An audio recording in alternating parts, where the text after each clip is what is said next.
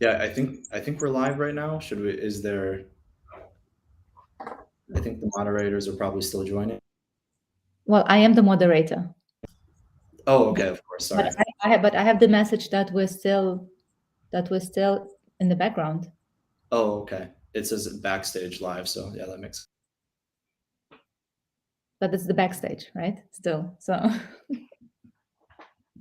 unless everyone is just watching us talking about this, but let me just message them on WhatsApp. All right. Well, looks like we're live, but there is one person missing. So, guys from the startup grind, do you want us to start, or shall we wait for Talal? All right, well, let's start, and Talal will join us. So hi, everyone. Good morning, good evening, wherever you are joining from. On my side, I'm joining from Dubai, hence a little bit bad lighting and gray and the sweater. But it's a pleasure to be here. Also, Talal says he's here. So if somebody from the back end can help him get in, he says he's trying to log in. All right, we have Joseph and Mika here, and this session will be about 45 minutes long. I'll quickly introduce myself, and then I would like to hand over to you two to introduce yourselves and the companies as well, even though I'm sure your companies don't need any introduction, especially in the MENA region. So my name is Vera Futariansky. Many of you will know me either as a VC with 500 Global, or ecosystem builder with Dubai government, or as a founder myself with Rocket Internet previously. It's a pleasure to be here. One more reached out about moderating a startup grind event, very last minute, but still, I definitely said yes. It's wonderful to see this initiative happening, and especially about such an interesting topic. I don't know about you guys, but whenever I open my Instagram, especially, I feel like the whole world is talking about Web3 and NFTs and DAOs, etc. So I'm really pleased that we have such experts here with us. Joseph seems to be frozen on my side, but I hope everything is okay. So Mika, why don't we start with you? Would you please introduce yourself and Bit Oasis, even though, like I said, I don't think Bit Oasis needs any introduction, and I hope the CEO, Ola, is watching us right now. So hi, Ola. But Mika, over to you. So sure. So hi, everyone. My name is Mika Thompson. Thank you very much, Vera, for the introduction. It's great to be here and an honor to be with everyone here in the room.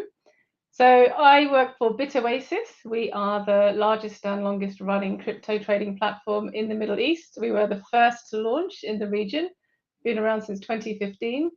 We serve customers across the GCC. We're a very well-known brand.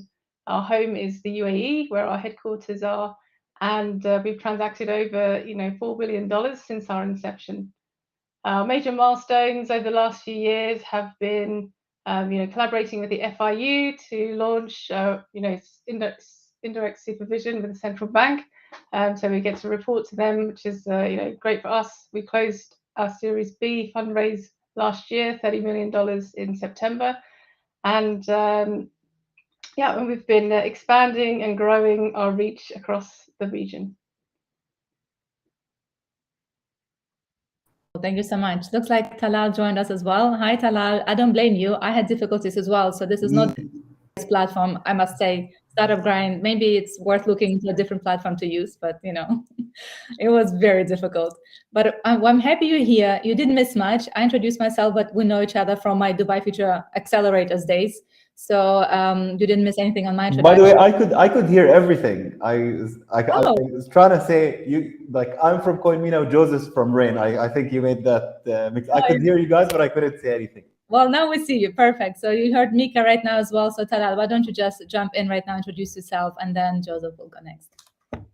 My name is Talal, one of the founders of Coinmina, the Middle East's fastest growing crypto business. Obviously, I think as part of the intros, we'll say I'm part of X, choose cool adjective, and then the name of the exchange. And basically, I've been working in crypto for the past 6-7 years, founded a couple of crypto startups, and basically studied engineering, worked in finance, and then crypto is obviously the intersection between both. So very happy to be speaking to you all. Thank you so much, Talal. Joseph, please, your introduction and tell us about Rain. Amazing. And I'll go right along with Talal's formula there of I'm part of X company with cool adjective. So I'm part of Rain. I'm the co-founder and CEO of Rain. And I just want to make one small correction from the intro that we're actually 4 co-founders. So Yahya Badawi was the very first person to start a Bitcoin meetup in the MENA region back in 2014. And Abdullah Moikel has been an advocate of the space since 2013, 2014 in Saudi as well. So we have 4 co-founders, and we're the I would actually say we're the largest cryptocurrency exchange in the Middle East by volume, and we recently raised $100 million early this year.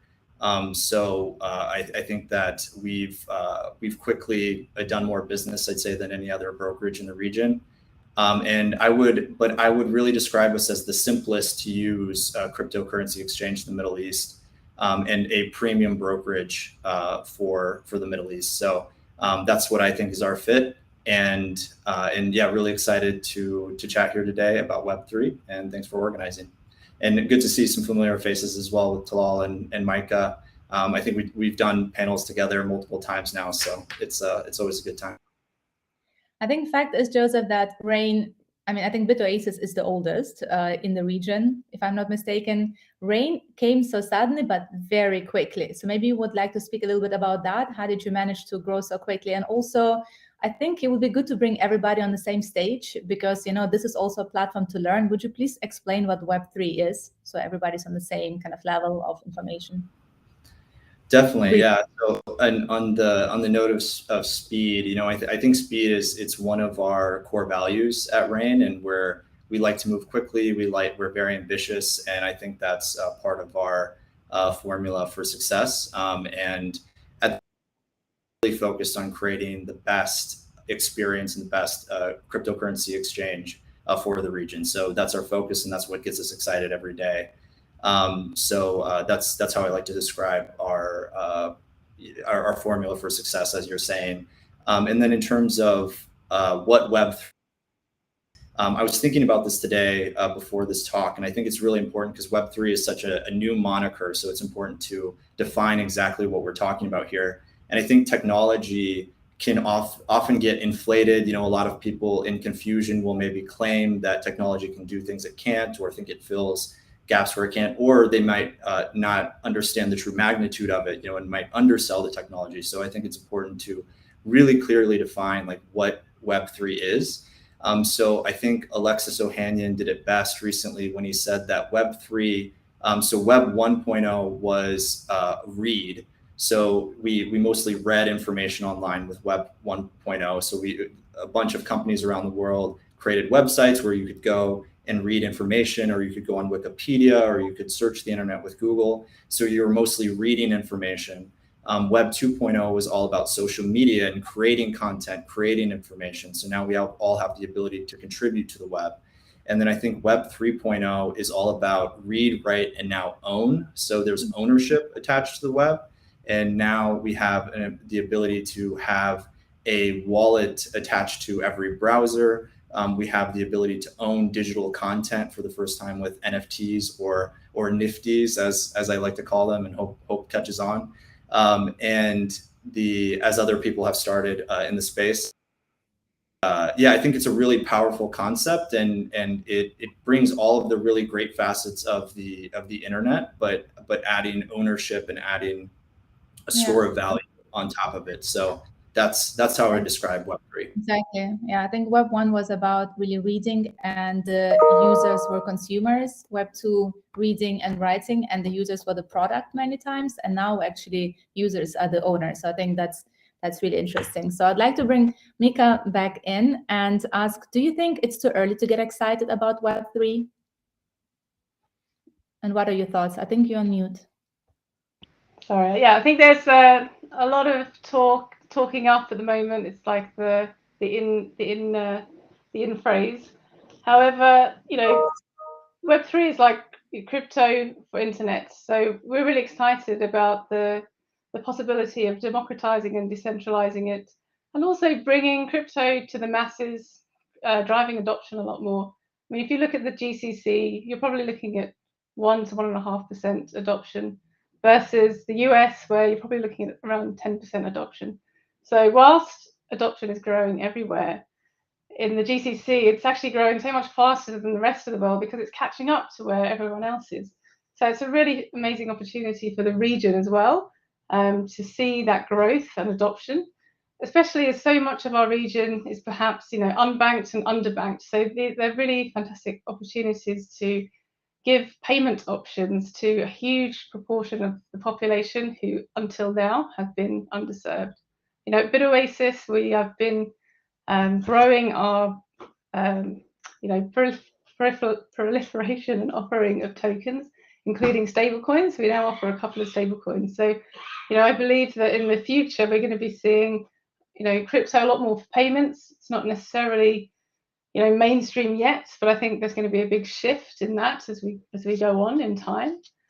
So I think it's it's a very exciting time and definitely one to watch. Thank you so much. It's actually a really good segue, Talal. I'd like to ask you, you know, on what Mika just mentioned, we have so many unbanked people in our region, right? So how do you think Web3 will help in this whole financial inclusion matter? So basically, I don't think that traditional financial institutions were set up in a way that allowed them to serve the masses.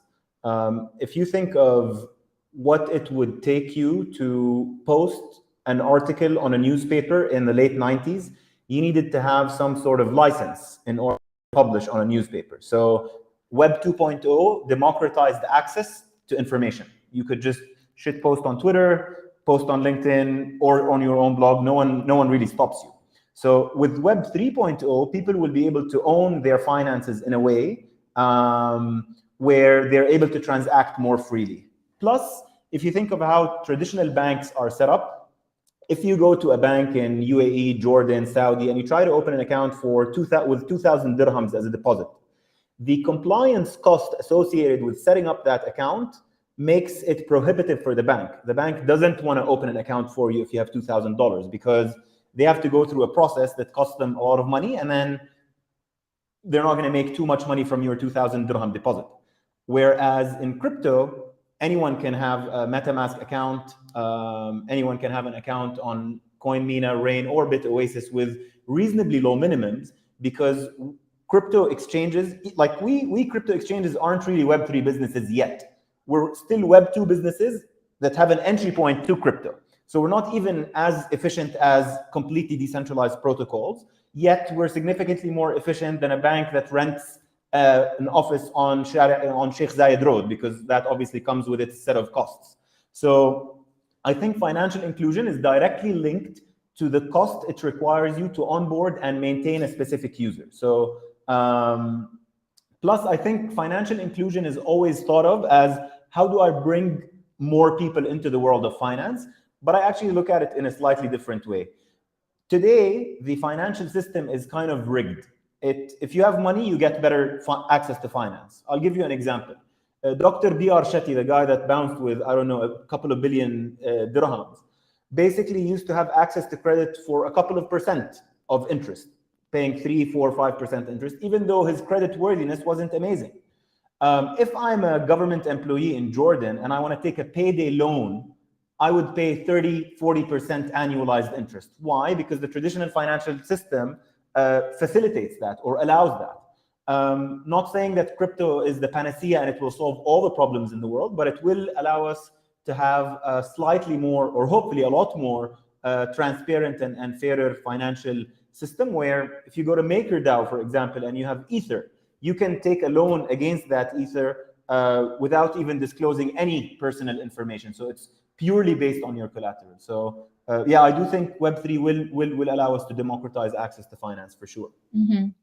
Very interesting. You know, I do believe that as well, especially I think because we have so many unbanked people, we could potentially leapfrog some of the regulations, which is the case anywhere in our region very often. I've seen that before with Africa as well, when they leapfrogged directly to mobile phones and then they actually have laptops. Now, Joseph, I'd like to ask you, you know, I mean, still, let's people like us, you know, who have bank accounts, I still use my credit card. I go to the bank, you know, to withdraw cash if I ever need it. I hardly ever need cash lately, but sometimes you need it. So how do you like can you explain to us how is it going to be with payments going forward with crypto? Do you envision that happening anytime soon? Like, what are your thoughts on the whole user pay day-to-day crypto and the whole, like Web3, and how is Rain coming into that? Absolutely, absolutely. So just one note that I wanted to make is, I totally agree with everything Talal just shared, and I think that crypto absolutely does lower the barrier of entry to the financial system, and I think biggest reasons why so many of us in the space, are excited to get up and work every day, is because of the social impact that would imply if so many more people were able to have a low barrier to entry way to enter the financial system. We would have so many more people with better opportunities, more financial freedom, and just the ability to, like, for basic financial services that so many of us are afforded, would be afforded to everyone on the planet. And we think that's a really powerful idea. And I just don't want to, I really want to reiterate that is like the fundamental goal of this industry, in my view. And then in terms of how Rain sees the transition process, I think there's a lot to be done in that space. I think that we've seen, we're still in the early days of this space where most people are valuing crypto as a store of value, as a way to invest, as a way to store funds. So at Rain, we've really focused on that use case because that's really where people's focus is. And then this year, we definitely want to continually focus using the loop, so to speak, which is allowing people to pay with crypto. So that means having a card offering, which is in the works. That means also being able to have easy merchant services and pay with crypto for online businesses. So there's a whole suite of features around that. But I think I just want to mention that I definitely think we're still in the early phases where people are still treating crypto as a store of value, or the other side of the coin is investing in it. And then payments and brick and mortar payments will probably be the last thing that happens as people start valuing crypto as a safe and trustable form of money and a form of doing finance. So, but it's definitely a space we're really excited about at Rain and want to enable is payments and crypto. It's early days, and to your point of your excitement as founders, but there's as much excitement on the VC side as well. I think fintech companies got more money last year than maybe any other sector. Don't remember the details, but there's a lot of interest and obviously hype on the, not just hype, but belief in that as well on the investor side and institutional side, which is great. Mika, I'd like to ask you, similar to what I just asked Joseph, how do you think the whole mass adoption of cryptocurrencies will be driven by Web3, and what is Bit Oasis doing on that part? Well, yeah, as Joseph said, it's still early days, and I think there's a lot of use cases still coming out. Something that I find also incredibly interesting is about using Web3 for KYC and a digital identity. So instead of, for example, today you sign up to a service or a website and you're encouraged to use your Facebook sign-in or your Google sign-in. And a lot of people will go for that because it's easy, but then they're not happy, perhaps it's sacrificing some of their privacy over it. So Web3 essentially give users a way to own their data completely and their digital signature in a safe way that is easy to use, but keeping their data private and to themselves. Mm-hmm. I think data is a really important one. I mean, digital identity online. And so can you talk a little bit more about why is the digital identity safer online? Is it because people will have different identities? Can you explain maybe to the public, how is the identity safer in Web3 than Web2? Well, the way I'm seeing it is if you have your digital identity and you own it, not big tech, Facebook or Google, etc., then the big tech companies aren't able to be watching and surveying what you're doing, collecting your data, building a profile of you as a way to try and sell you future products and services down the line. So I think privacy is becoming more and more of a key concern because people's data, it shouldn't be free. It is a commodity. It has value, and that value should be protected. Yeah. So Web2 was built a lot on ads, just because we're giving away identity many times. I think I once saw a video that a guy received ads on children before he even knew that his wife was pregnant. So it's like just everything was so connected, and people became products of the internet. Talal,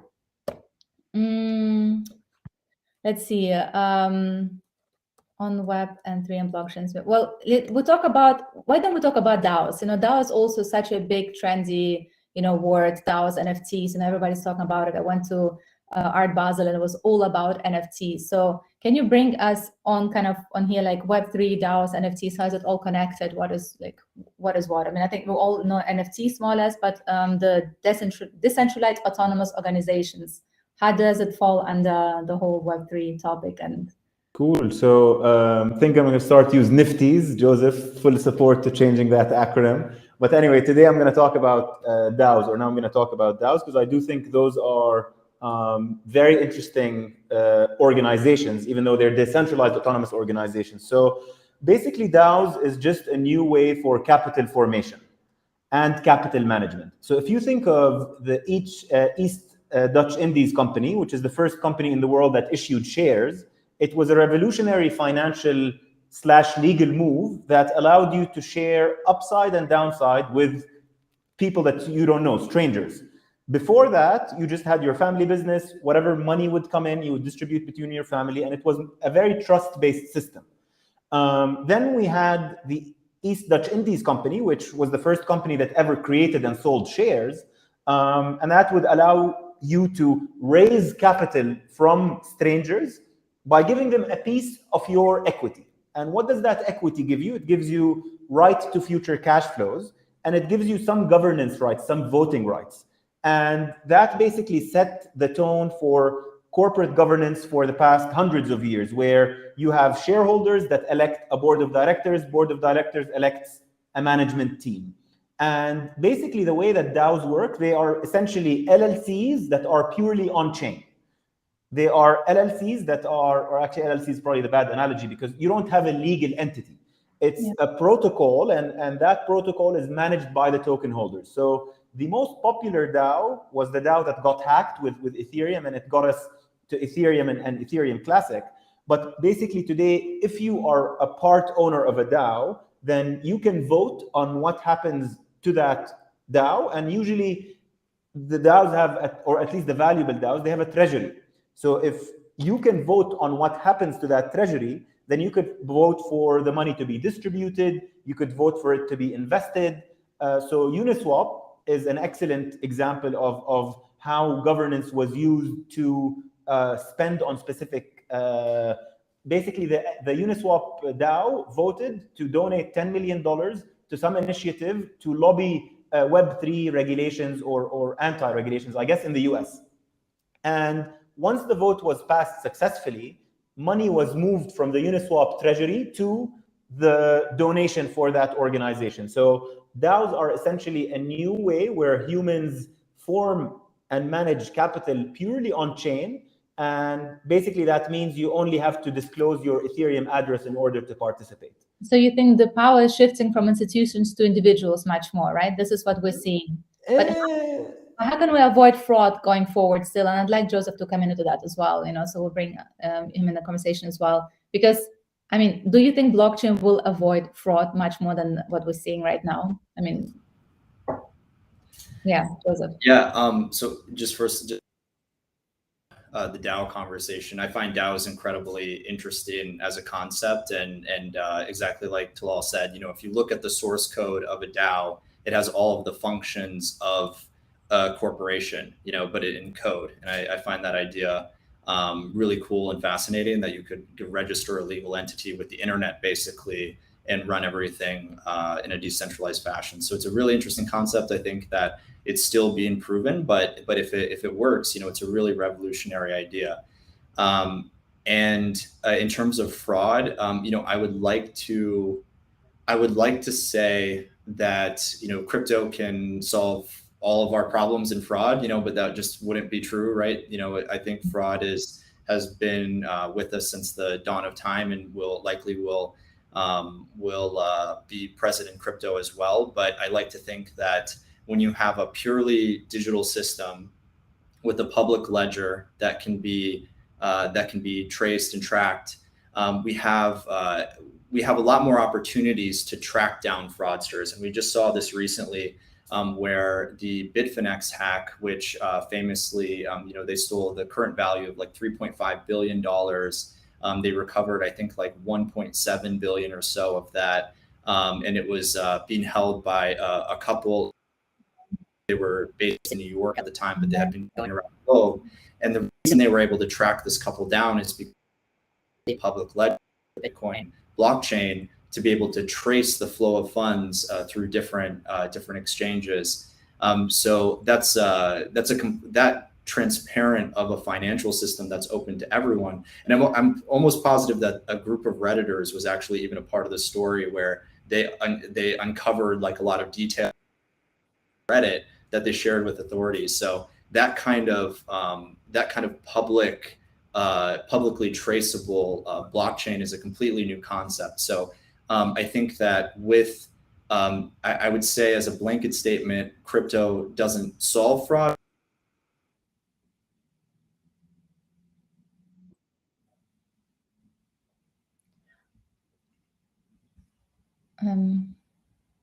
Joseph, you froze for me. Can you guys still hear Joseph?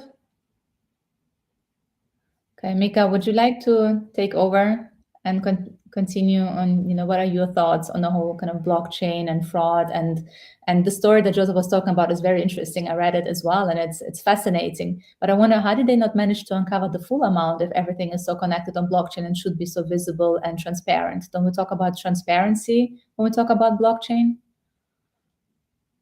Wait, you're on mute. You're on mute. Apologies. Sorry, there's different protocols and different blockchains that were built for different purposes. So there have been, privacy coins such as Monero, Zcash. They are generally pretty frowned upon by the authorities. At Bit Oasis, we don't list those.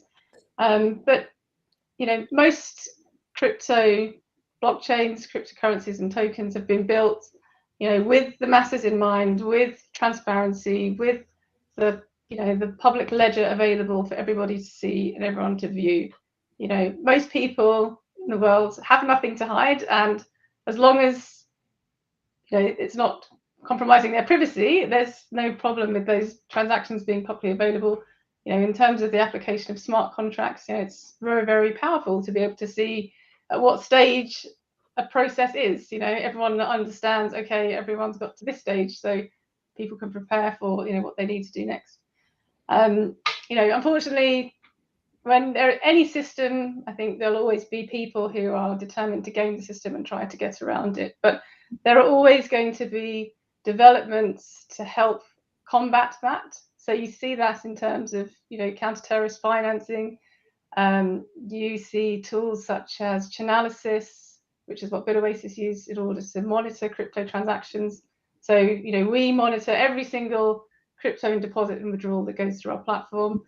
Our tools actually flag if it's come from a wallet that's tainted or associated with any nefarious activity. So, for example, be it gambling or terrorist financing or scams. So we're actually able to warn users and prevent them from sending crypto to places that have a very high likelihood of being involved in some kind of scam. So we do our utmost to ensure our users are protected and shielded from this wherever possible. And that's why it's important for users to transact with reputable platforms who are licensed and regulated. Mm-hmm. And talking about users, so is it more private individuals are users? Do you also see companies are becoming users as companies? And what would companies need to do to become Web3 future ready, in your opinion? And what does Bit Oasis do over there, like with companies? Is it more individual focused, or are you doing like? Yeah, so we're more individual and retail focused. That's how we started out, and that's where most of our customers are. We are seeing a lot more interest from institutions who have been watching and seeing things develop. They see things like Bitcoin traded exchange funds, so they are starting to become ready and more accepting, especially as you see banks as well. They're going into it too. So we are just ensuring that we are ready for our customers, ensuring that they understand we have the highest, EDD processes as well, that we can serve our customers, internationally from the UAE, etc. Yeah, and that's it. So we're constantly monitoring, the product space, evaluating what products we should be adding next, and also engaging with regulators and central banks across the GCC, especially UAE, Saudi, and Jordan. Thank you. Joseph, we see you back. We lost you there for a few seconds. You froze, but it's good you're back. I hope you can hear me now, but I just wanted to riff on what Micah said. I think that's a fantastic point, just on the transaction monitoring and being able to find more information about transactions because of the public blockchain. And I just wanted to finish my thought earlier that as a blanket statement, I think that, does cryptocurrency solve all of our fraud problems? I think the answer to that is no, but I think it offers us some really interesting new opportunities to fight fraud. And I think it is a much more transparent, traceable system than the traditional financial system. So I think that offer, like Micah just shared, I think that offers us some really exciting new opportunities. Thank you. We have some questions from the audience. So Joseph and Talal, for you, is Rain or CoinMina thinking about getting into the NFT space by releasing their own collection, or perhaps even facilitating a new platform for NFT transfer similar to MetaMask? Talal, why don't you start? NFTs or NFTs, I don't think it's the first thing on our radar as CoinMina, if I'm completely honest. We see ourselves more of a financial institution that's building on crypto rails. So there's a lot of use cases that I think, like, don't get me wrong, NFTs are cool and they're going to have a lot of use cases going forward. It's just that it's not really why we started the company. So, but on the other hand, giving people access to Web3 is definitely something that we'll want to push heavily at CoinMina, because let's say if you've just bought Bitcoin and kept it on a centralized exchange, then you have really not done much except scratch the surface in crypto. Buy some Ethereum or any other, I guess, coin that allows you to interact with like Phantom, Avalanche, coins that allow you to interact with decentralized protocols. And actually, you can even start on test networks. You don't even need to do it on mainnet. But yeah, to answer your question directly, I don't think we'll be launching an NFT play in the short term, but in the long term, obviously, everything is fair game. Joseph, what about Rain? Yeah, I think we have a very similar stance. I think NFTs or NFTs are really cool technology and interesting application of Ethereum and smart contracts and Web3. But yeah, it's just not a major priority for us. But we're eagerly watching the space. I think I'm personally just excited about what the NFT space is doing for artists and giving artists the ability to monetize in some cases their work for the first time and have really effective ways. I think one of the big trends that we're seeing is artists who create physical works like paintings or like sculptures, creating an NFT and selling that as a way of monetizing their physical work, and that gives you a link to some kind of link or rights to the original physical work. So I think that's a fascinating application as well. So I think we'll continue to see that space grow. But Rain is definitely focused on just providing access to cryptocurrency to people across the Middle East. That's first and foremost our mission. Another question from the audience, and we have 7 minutes left, is do you think that cryptocurrencies will be adopted worldwide before 2030? And whether the world will say goodbye to physical cards and cash at all? What do you think, Mika? Would you like to answer that? Yeah, it's a very interesting question. I think, yes, personally, I believe that there'll be a lot more crypto payments by 2030. The world's going more and more digital, every single month. Most countries in Europe have actually, stopped using checks. So we're going more and more digital. Will we ever completely see the back of cash? maybe it might take a bit longer than 2030, but I think in the US and Asia, that I see those as being the first markets to go cashless. US and Asia, you think? Interesting. Yeah. Just Talal, very briefly, what do you guys think? Which markets will be the first ones to adopt cryptocurrencies completely, and which ones will be the first one to say goodbye to cash and credit cards? Joseph or Talal, go. Cool. I mean, 2030 definitely won't see everything. Like my grandma still uses gold, you know, and she hasn't moved to fiat yet. So I think it'll be very difficult to have all of the world move towards crypto. But if you ask anyone below the age of 30, would you rather own Bitcoin or gold? I think the answer will become clearly obvious. But if you look at the distribution of wealth globally, boomers still control the majority of the wealth. Millennials still control, I think, less than 7% of global wealth. And obviously, wealth goes along with different means of payments. Like if you ask my dad to pay something, he'll write you a check, whereas I'll ask you for your Bitcoin address. So I think it's a generational issue that will happen slowly, but the countries that will be the ones to adopt it first will be the ones that have crappy fiat currencies that are controlled by central banks that have, you know, that are basically insolvent. Second are countries that are very tech-enabled, such as Korea. So even though Korea's monetary policy is not bad, their currency is actually quite good, but they're very plugged into technology. So yeah, you have two types of countries that will adopt crypto first. First, ones that want to avoid going down with a sinking ship. Two is ones that want to adopt this new technology that is just a better way of doing commerce. Joseph, any comments? Yeah, absolutely. So I'm very hopeful by 2030. I'll just say that. I think that last year was a massive year for crypto. We had Tesla put a lot of Bitcoin. We had the likes of Michael Saylor in 2020, invest a ton of money from MicroStrategy, a Fortune 500 company, in Bitcoin. We had El Salvador make Bitcoin official legal tender. We had tons of individuals get into crypto last year. I was just chatting with a Nigerian friend here in Dubai, and they were like, "Yeah, I started buying my first crypto in 2017." So it's I think it's becoming more and more the norm, especially for the millennial age bracket, as people from all sorts of different age groups.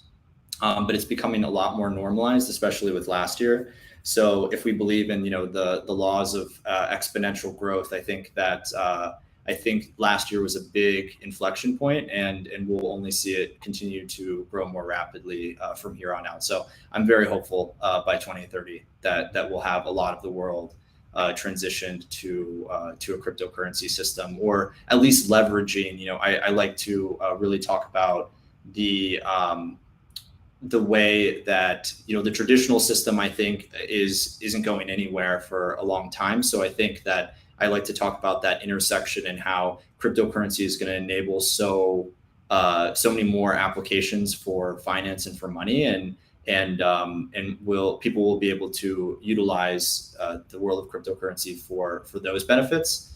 And so it'll be more of like adoption of cryptocurrency as opposed to a transition, so to speak. And what do you think prevents governments from regulating cryptocurrencies? Is another question from the audience. It will be our last question because we only have 2 minutes left. So really briefly, Mika, would you like to start? What prevents governments from regulating cryptocurrencies? And maybe you only need one answer, because I suppose you will all agree.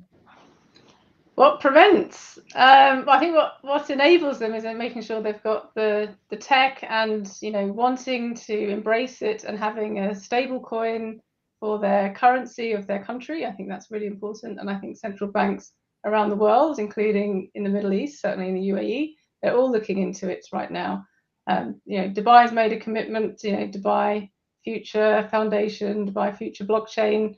It wouldn't surprise me in the near future if you can pay your DIBA bills with your CDBC currency. Unfortunately, we're out of time. Would have loved to also speak about all the gas, how it affects the humanity, sustainability. There are so many topics around the whole Web3 NFT topics. But I'd like for you to share in the last minute we have, what are the resources you recommend people read to learn more about the sector? Talal, why don't you start? Andreessen Horowitz have 16 episode lectures, like 40-minute episodes that are pretty cool. They're a little bit advanced, but I think as a starting point, I always recommend Dr. Saifuddin Ammous's The Bitcoin Standard book, which is one of the best pieces of content out there. So yeah, I'd go through that. Andreessen also have a whole fund for crypto. Wasn't like a $4 billion fund. Yeah, insane. Joseph, what about you? What resources would you recommend? So tons of great books out there. I would say as well. I think that we have a really good knowledge base at rain.bh in our learn section and in our knowledge base section. And and I would also recommend. I think Coinbase is one of our largest investors, and they think they have a really good knowledge base as well. And some just exciting developments from our end, just really quickly, that we have a new version of our application, the second generation of our software, coming out in the next few days here.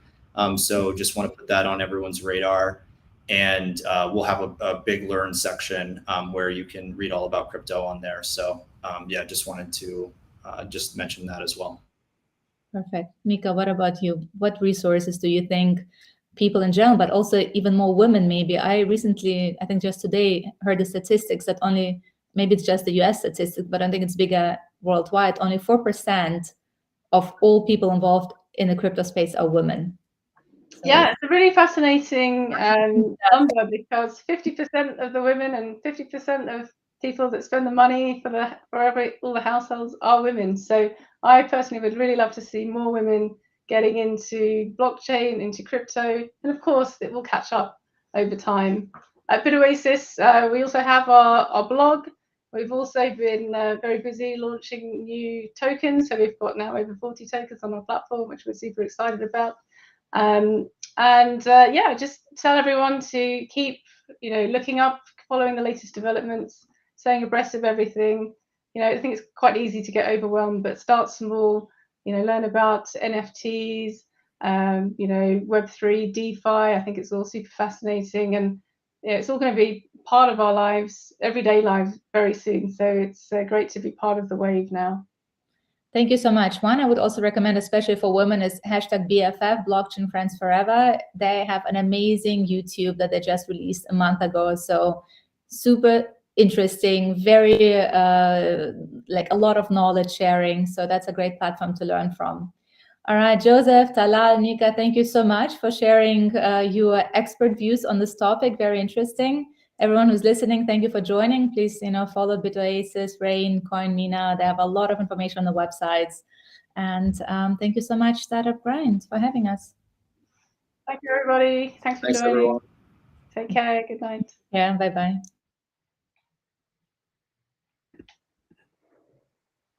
Wonderful. Thank you so much, Vera. Thanks to all of our speakers. This was a wonderful, wonderful kickoff for our Web3 month.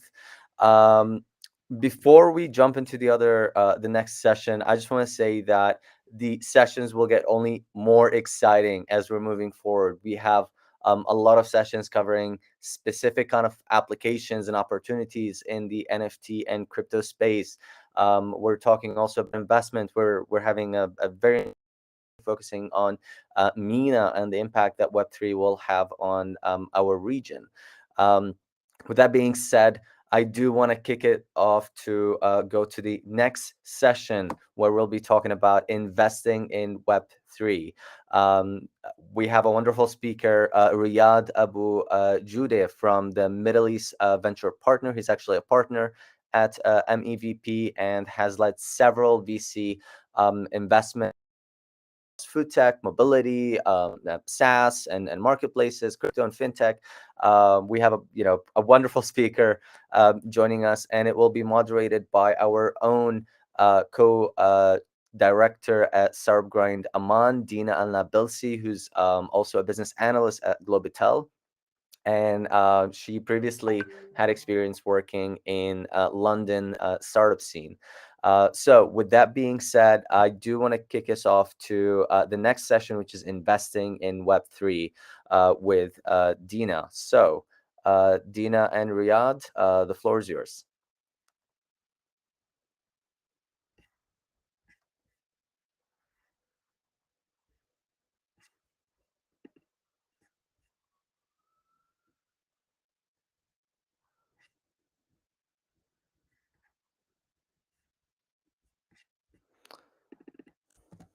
All right, we're just having a let me just send a quick reminder. No, Dina, we can't see you right now.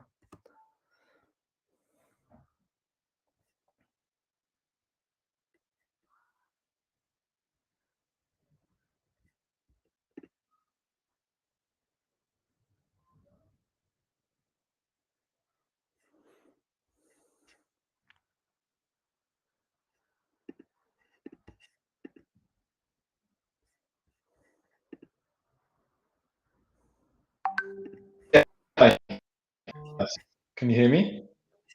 Yes, I can hear you. Hey, Riyadh. Oh, and Dina's here. That's wonderful. All right, I'll leave you guys to it. Have a wonderful session, and I'll see you afterwards. Thank you, Anas. Hi. Hi, Dina. Thank you, Anas, and thank you so much for joining us today, Riyadh. Maybe we can start off by you telling us more about. Can you hear me? Yes. Can you? Yes, I can hear you. Hey, Riyadh. Oh, and Dina's here. That's wonderful. All right, I'll leave you guys to it. Have a wonderful session, and I'll see you. Yeah, I think there's a feedback loop here somehow. Hi. Thank you, Anas, and thank you so much for joining us today, Riyadh. Maybe we can start off by you telling us more about. Can you hear me? Yes. Can you? Yes, I can hear you. Hey, Riyadh. Oh, and Dina's here. That's wonderful. All right, I'll leave you guys to it. Have a wonderful session, and I'll see you. Yeah, I think there's a feedback loop here. Yeah, seems like it. Hi. Thank you, Anas, and thank you so much. Yeah, I guess it's fine now. Yeah, perfect. Okay, so maybe we can start off by you telling us more about yourself and Middle East venture partners. Yeah, thank you, Dina. So let's start with Middle East Venture Partners. So MEVP is a VC started 10 years ago.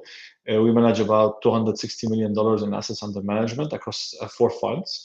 Mm-hmm. Our latest fund is a $90 million MENA fund. Out of that fund, we invest from Morocco to Pakistan and from Turkey to Nigeria. And we've done more than 60 investments over the past years.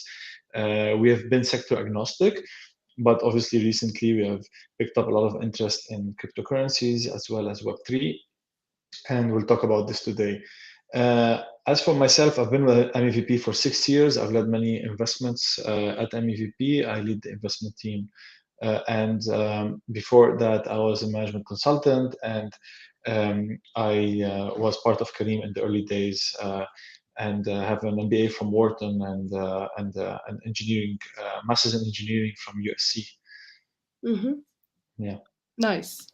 Okay, so maybe you can tell us about what's the difference between Web3 compared to Web1 and Web2.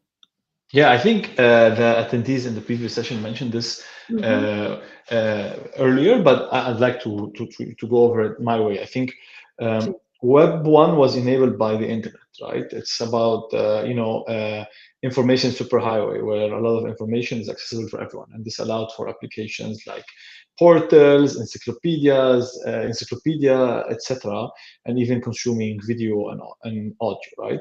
Web2 was enabled by the smartphone, and a lot of technologies was mostly by the smartphone, and allowed users to generate content, right? So internet plus smartphones, cameras, mics, etc., gave you Web2. So people were generating content, people were filming themselves, were filming others, writing, blogging, etc., tweeting, and this created the read and write. Right now, users can generate, so this enabled platforms such as WhatsApp, Facebook, Snapchat, Twitter, YouTube even with user-generated content, etc. Right?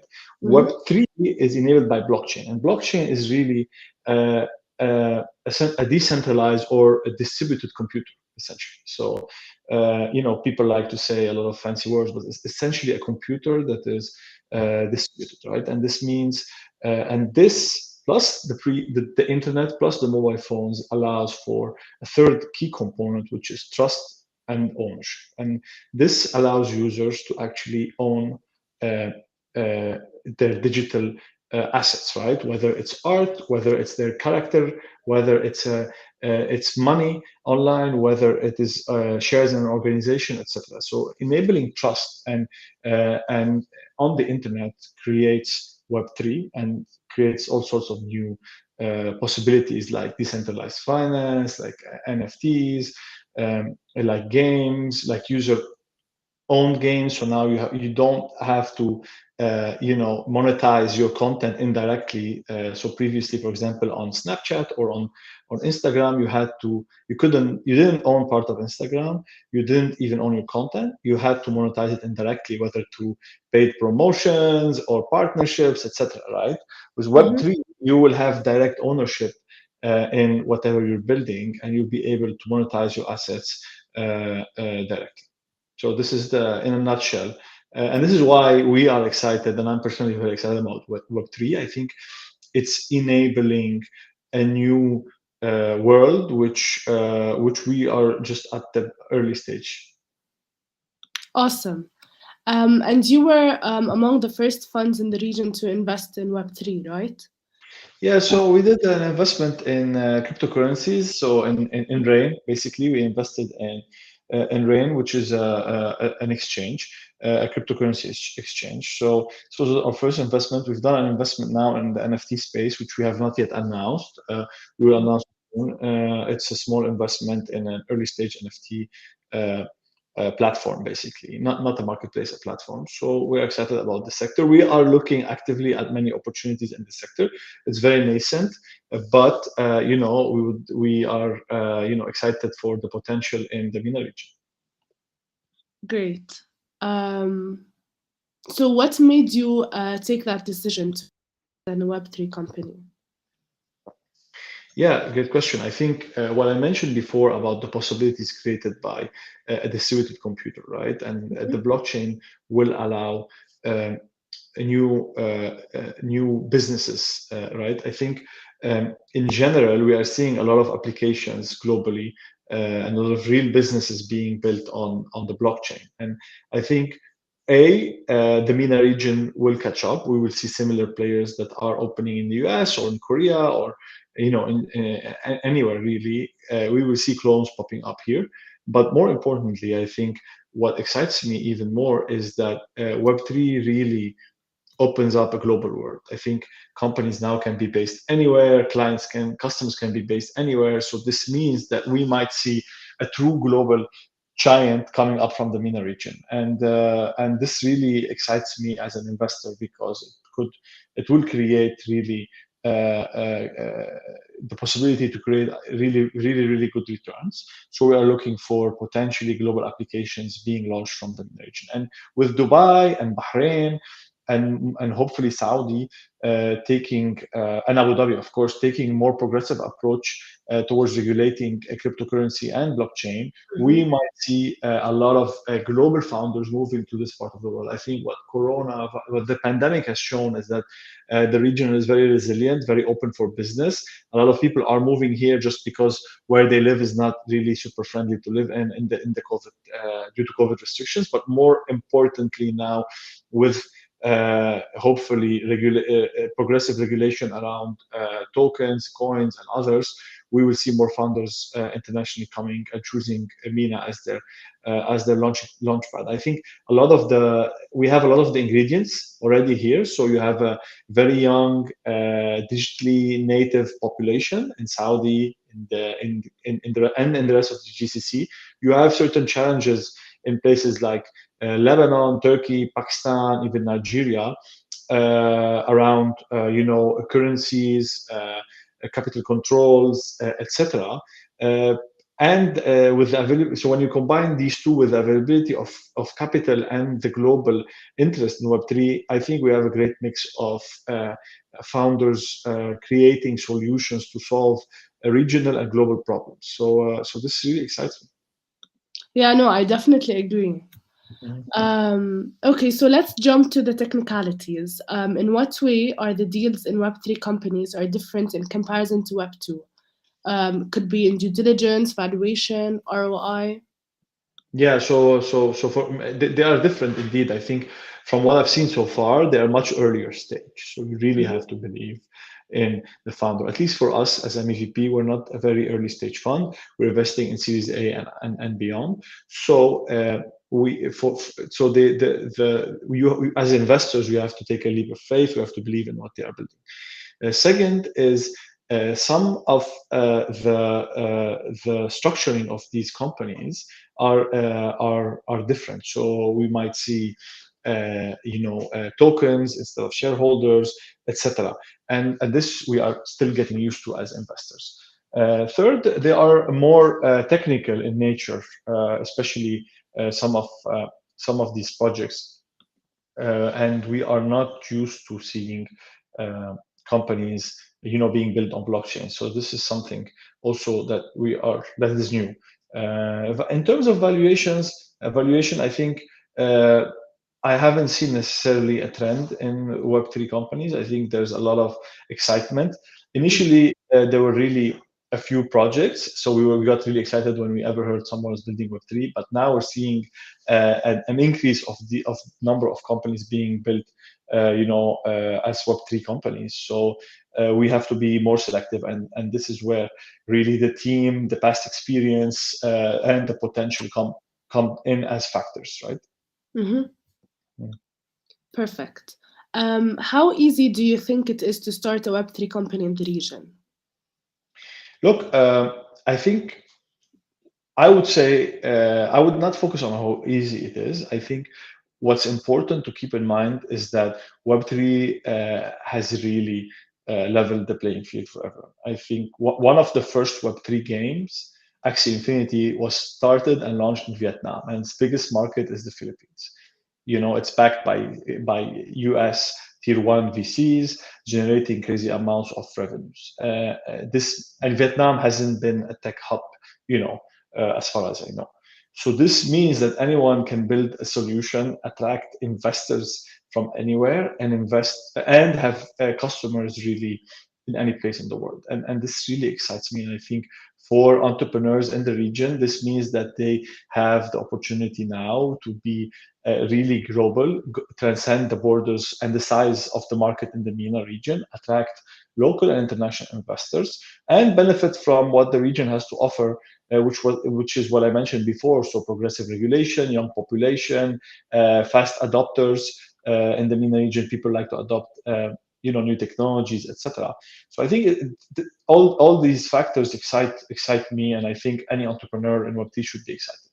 Now, how easy it is, I think I don't see any difference with the rest of the world. I think it should be as difficult and as easy as it is to start a business anywhere. Potentially, the lack of developers here on blockchain could be an issue, but I think these are scarce resources anyway. So I don't believe that there's a big disadvantage to starting a Web3 company in the MENA region. Okay, thank you.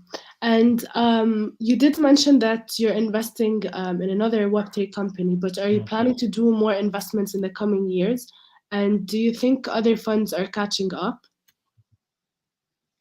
Yeah, look, I think we have seen other funds already invest in the MENA region in Web3. So Shuruk invested in an NFT marketplace called Nukta and others. For sure, all the funds, most of the funds will follow. I don't see any reason why not. But I see a trend where international investors could come and compete with us in deals, and that's good for the entrepreneur. And good for us on the long run, but on the short run, it means more competition for the local deals.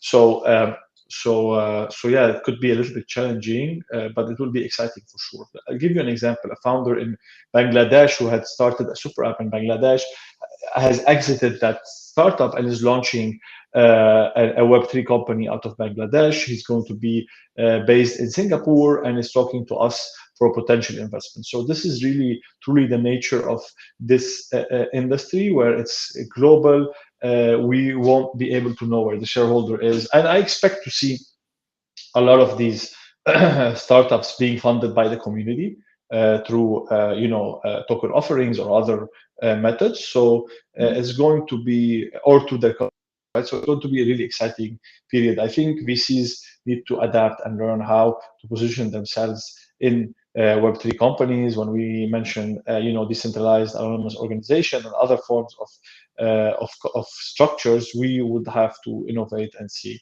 how we can be part of these future stories. Great. So Web3 represents the next generation of the internet, focusing on shifting power from big tech companies to individual users. So where do you think Web3 is headed?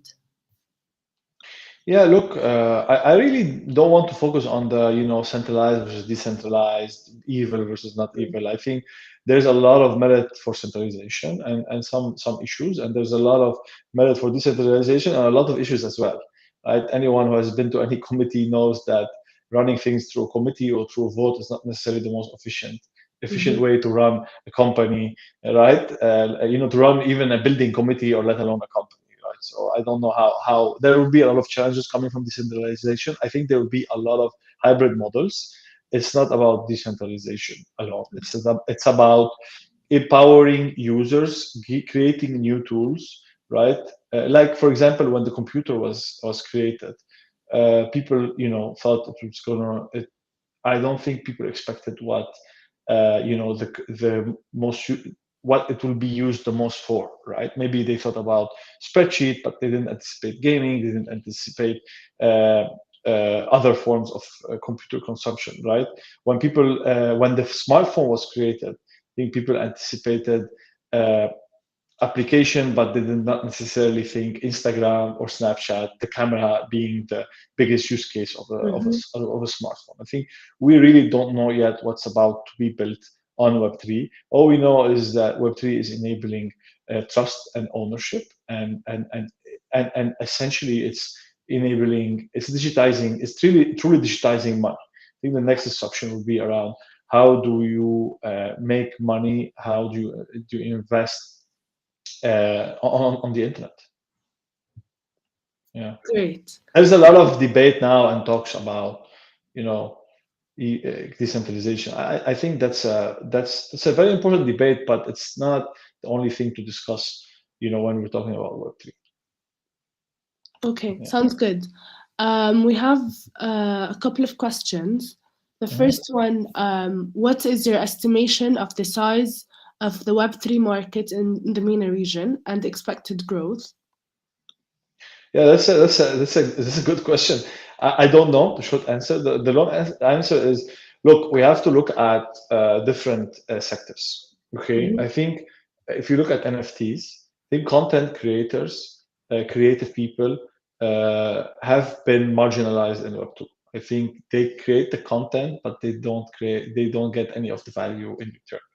I think this is a whole new market that's going to explode, powered by NFTs, right, and other forms of Web3, other components of Web3. So it's really hard to size it at the moment because we really don't know what's about to happen. I think content creators in the MENA region will have a great 10 years ahead, because they will finally get more value because out of the work they do, right? If you look at gaming, I think MENA region has not had a real success story in gaming, but this could change. Then if you look at DeFi, for example, it's really hard for me to quantify, but when I look at countries like Lebanon, Pakistan, Turkey, and Nigeria, who are facing severe challenges, being essentially cut off from the rest of the financial system, rest of the global financial system. Some of the numbers are crazy to look at, in terms of volumes being used today. So when we make it very simple for users to actually buy coins, exchange them for services, right? And get value out of these services, I think we're going to see a massive potential. Today we're scratching the surface. The tools are not really there. Nothing is user friendly. People are afraid. There's a lot of, everyone is worried about scams, about fraud.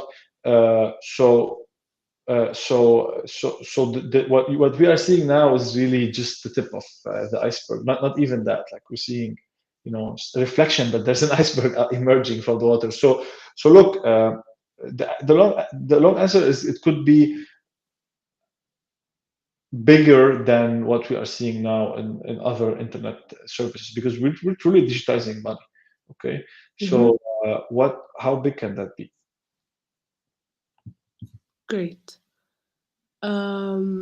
So another question is, as a venture capital, how would you evaluate a startup during the seed funding?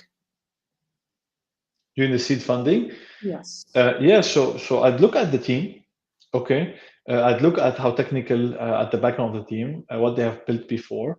I then look at their plans in recruiting and hiring. I look at the team in two components. So the founding team and the rest of the team. So do they have the right components as a founding team? Do they have the right prior experience? Do they complement each other as a technical, non-technical person? Then I look at the rest of the team.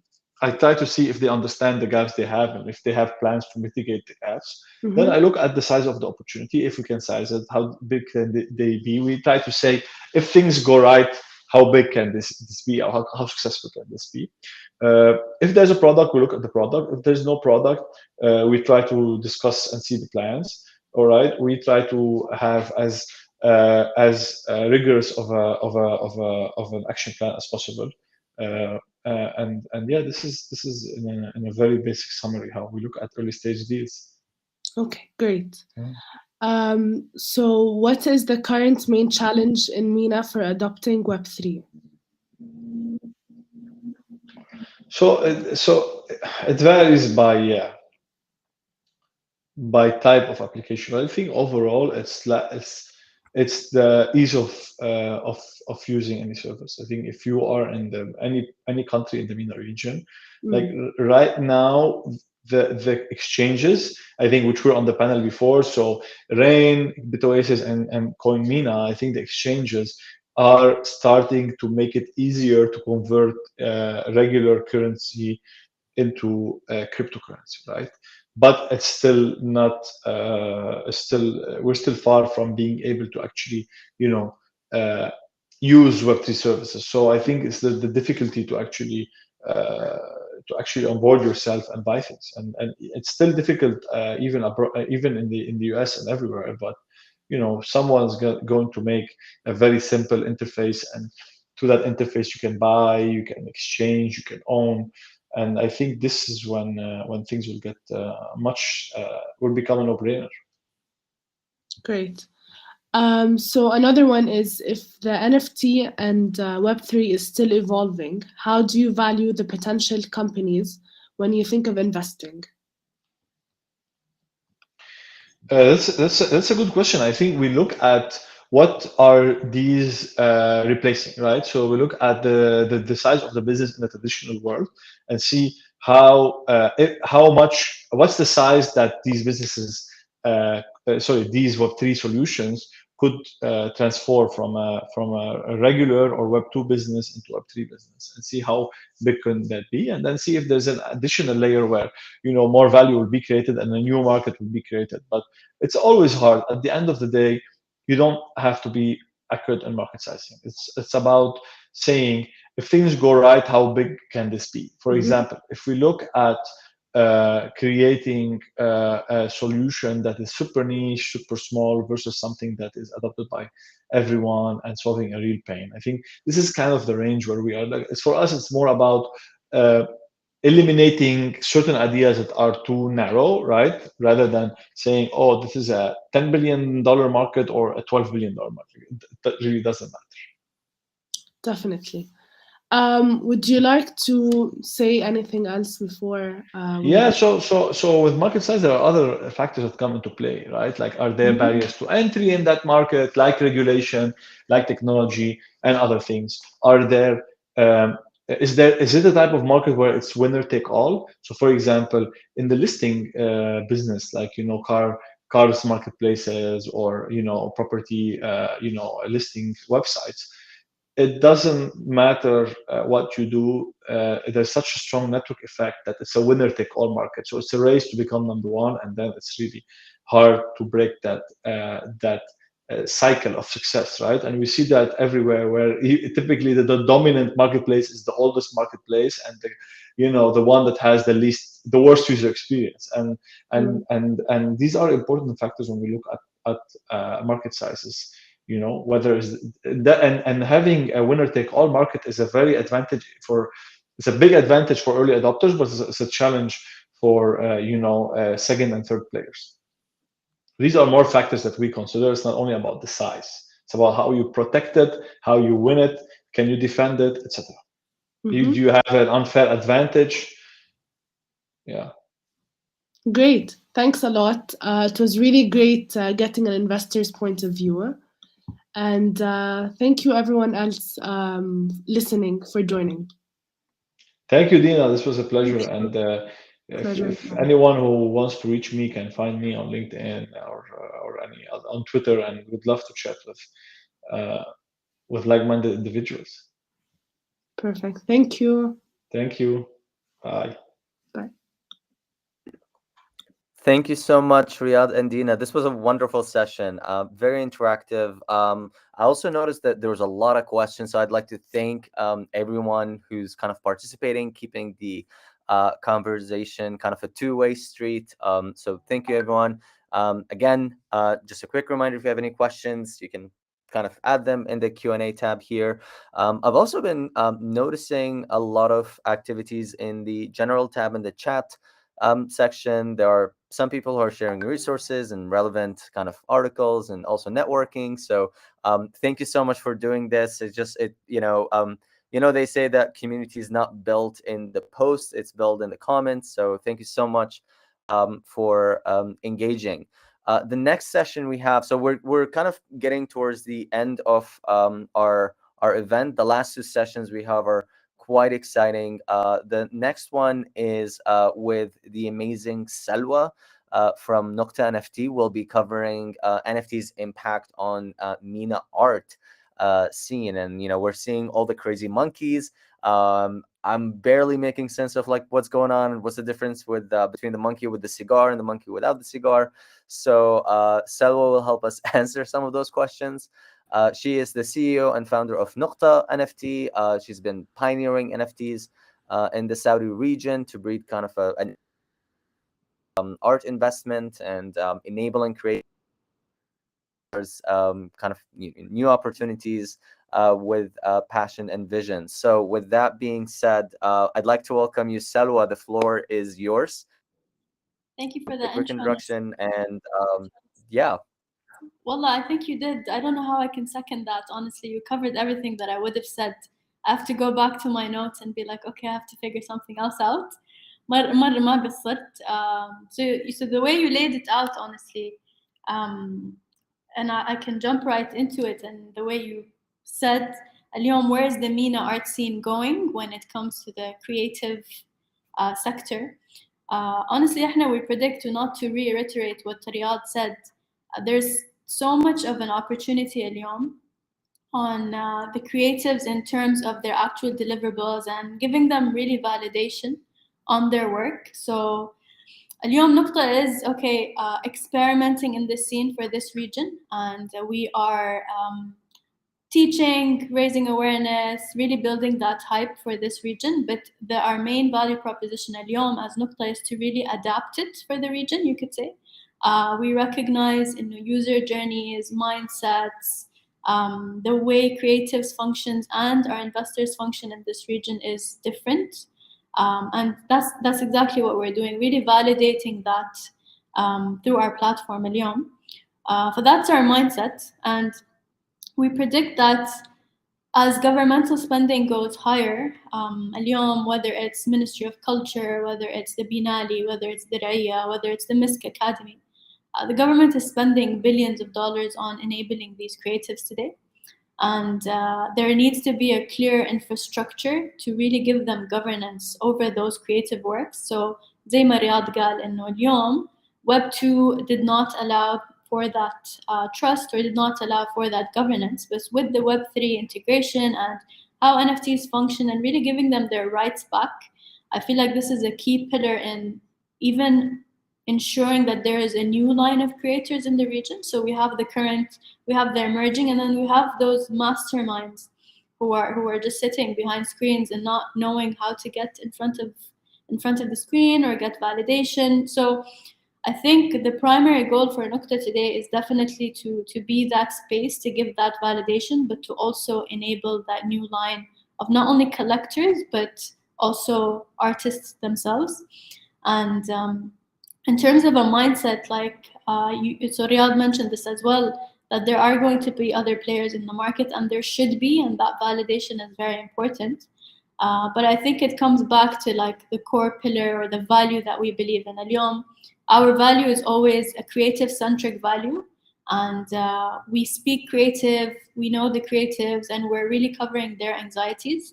And so that's a constant pillar. And then as technology evolves, we'll constantly plug in those evolutions, and we'll plug in these extra features to give the creative or buyer the best experience. But at the end of the day, it's really important that we constantly evolve with the creative in mind, as opposed to just the buyer. And I feel like that's a main value proposition for us in the region. Yani. Anis, until you let me know how you'd like to move forward. إيش في بالك?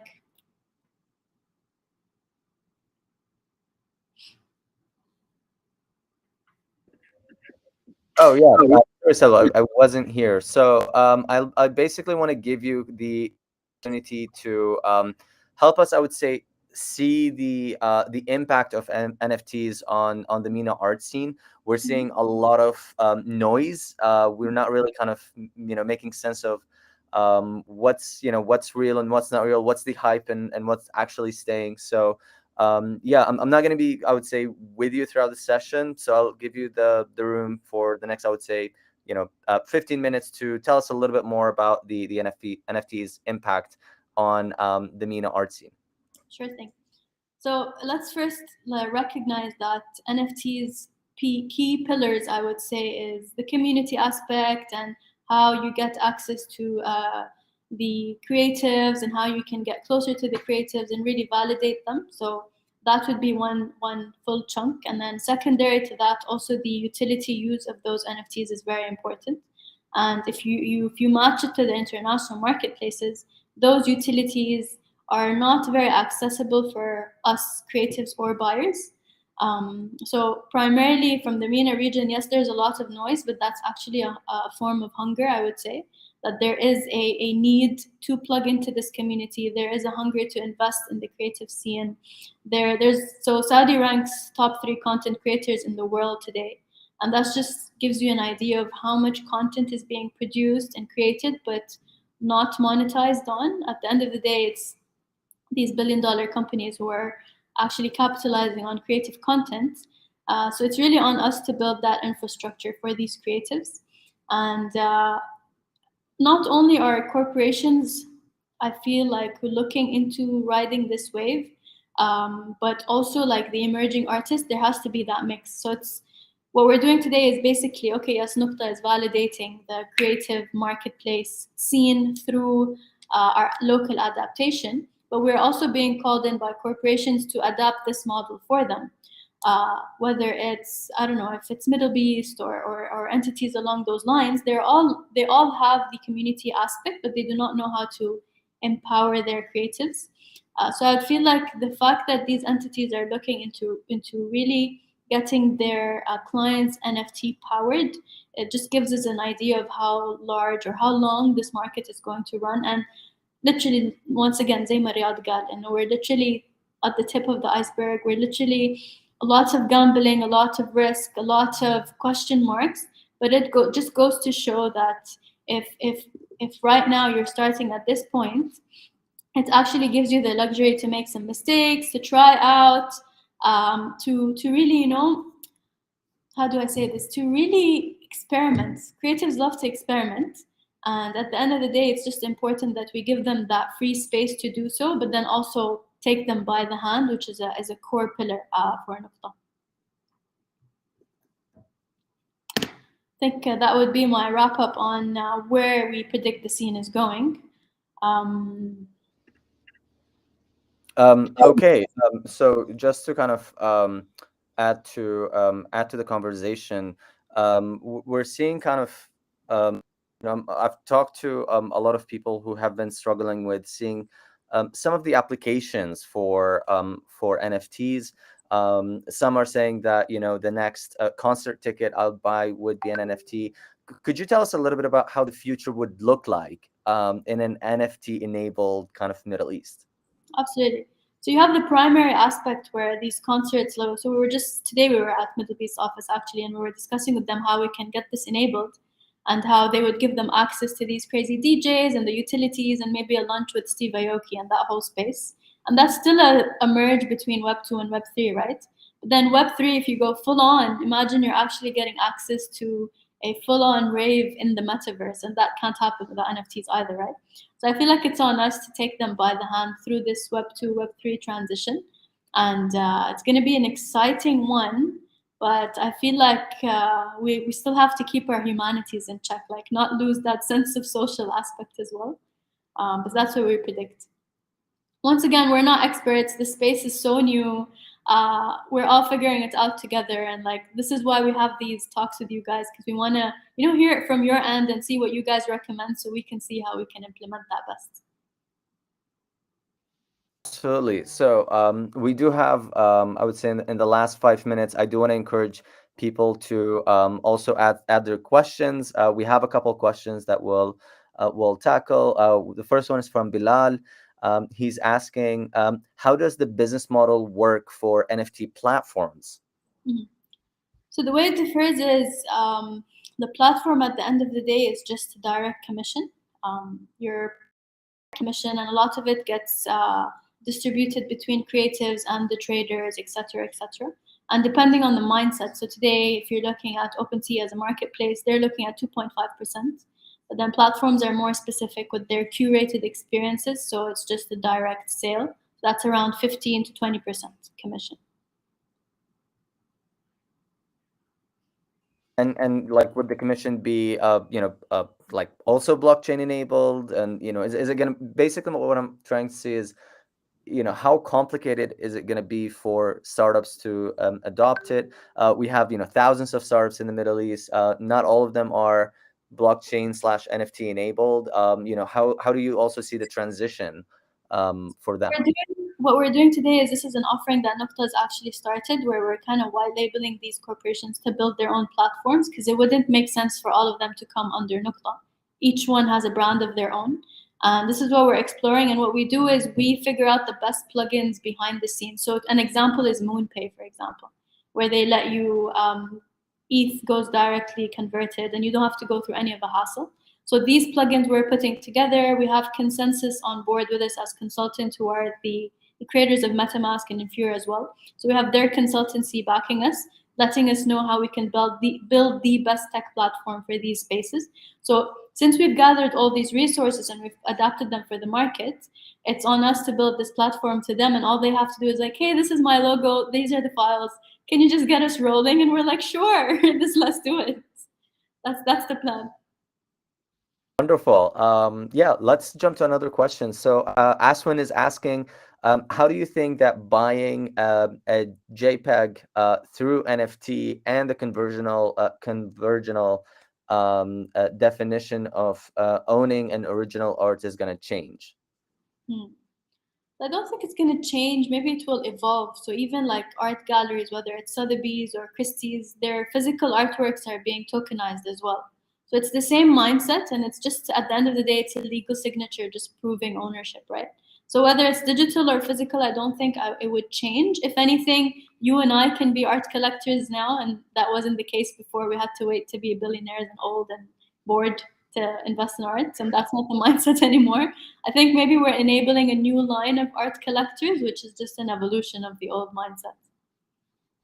Absolutely. I think that my favorite way of looking at it is if you take a selfie with the Mona Lisa, it doesn't make it yours. So yeah, maybe you can take a screenshot of an NFT. It just doesn't really make it yours. And you can make money out of it. And most people are in the scene to invest and to have returns, right? So how are you going to make a return on that? Absolutely. Yeah, we do have, I think, 2 or 3 more minutes, so I'll try to take as many questions as we can. Tarek is asking, if I have a digital asset that's already published, can I convert them to NFTs? You know, something like a t-shirt design. So that's an excellent utility, actually, something we recommend. And this is something we want to do with our creatives, is create merchandise where every time that artwork is sold on a piece of clothing, they get constant returns. So it works both ways. So not only if something is published, you convert into an NFT, but an NFT can get published as well. Because the end goal is just to enable the creative in all ways possible. يعني ظلمناهم in the past where they did not have direct revenue streams, honestly, and it's about time we put them in the spotlight. And the last 2 questions, I'm just going to merge them into one for the sake of time. So we have Azad and Tarek both asking about Nuqta and how are you guys moving forward with NFT marketplaces, and how can you help individuals in the NFT market? Absolutely. So first of all, sign up on our waitlist. It's www.nuqta.com. That's very, very important.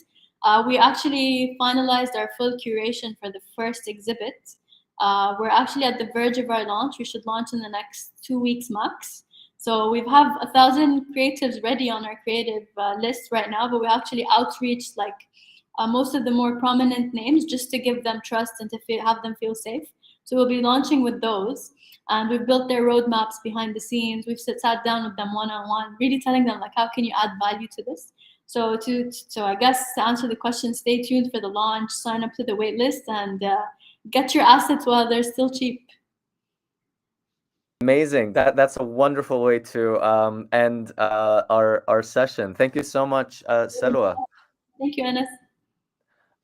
And with that being said, I'll go ahead and kick off the last session we have for the day.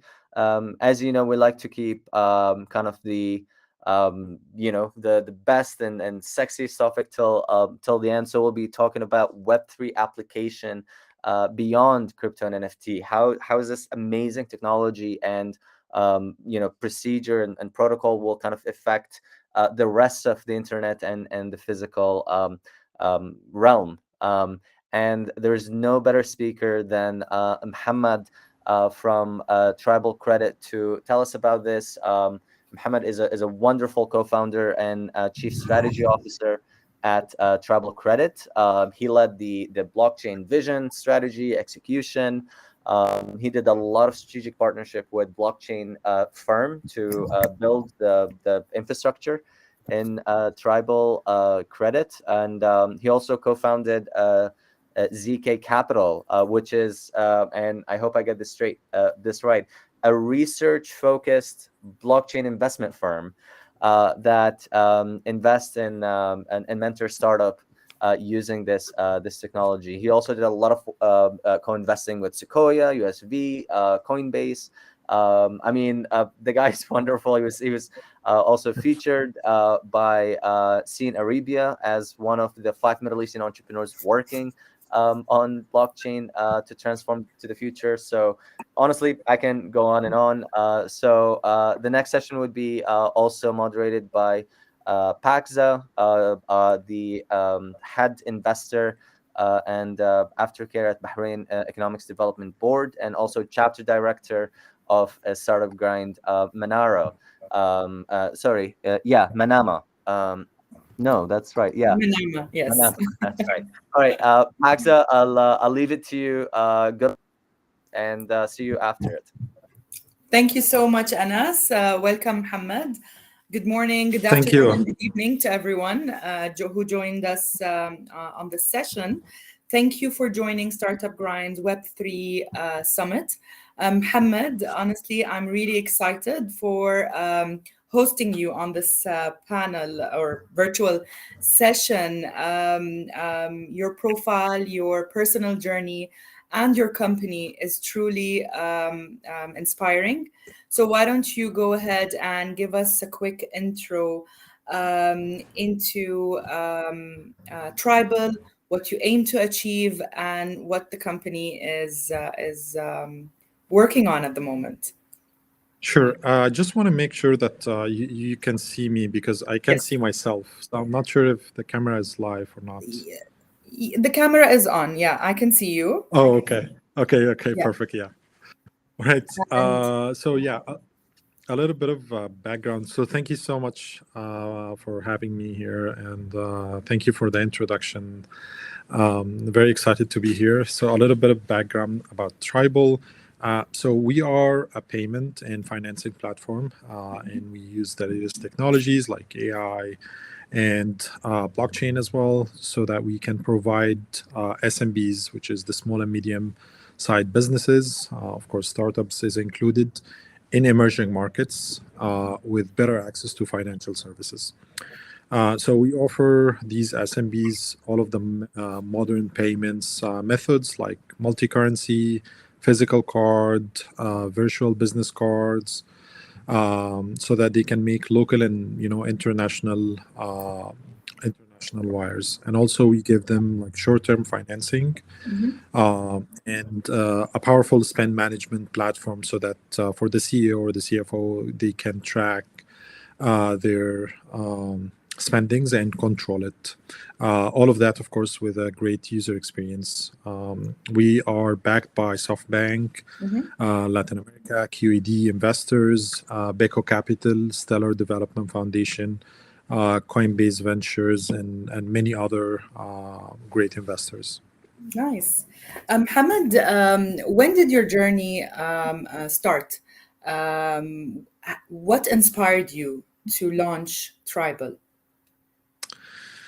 Yeah, so it started back in 2019 when basically so many founders from the region, they were like reaching out and talking about all of the issues that they face after starting the company and receive fundings.